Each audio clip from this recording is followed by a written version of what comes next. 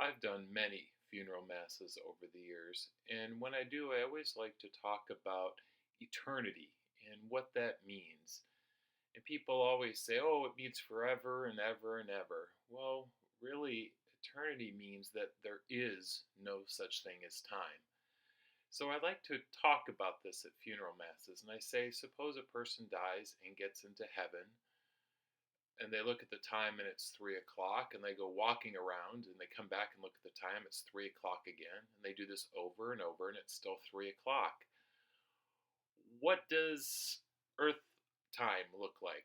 Well, already 10,000 years will have passed, and the person in heaven feels absolutely nothing in terms of that time difference. And that's interesting. In today's psalm, it says that for God, 1,000 years is but a blink of an eye. And for God, there is no time. He exists out of time. He is eternal. And in the first reading, it reminds us that God has already given us wisdom.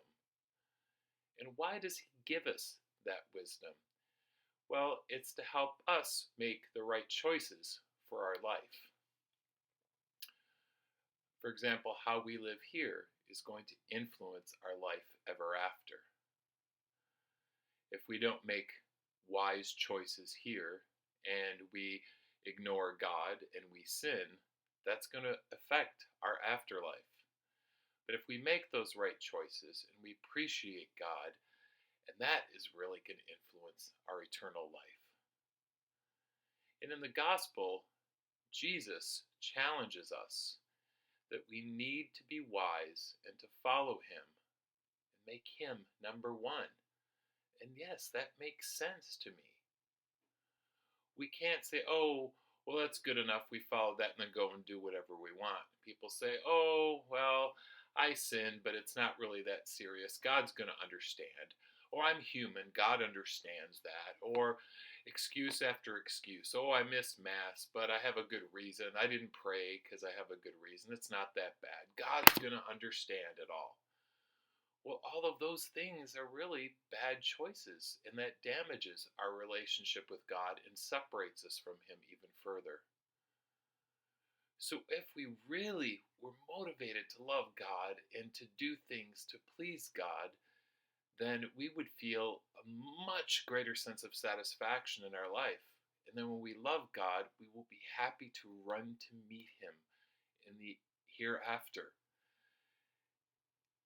And for example, if we get married and we say, oh, this person's good enough, we don't necessarily love them, but they're good enough, that can really cause some problems. And we have to have that commitment and love each other. Marriage can grow deeper and become much stronger.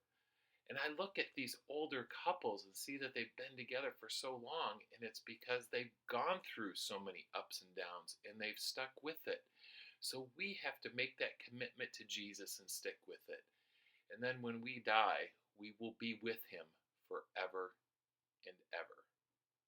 So pray, God, please give me the wisdom and help me to make the right choices.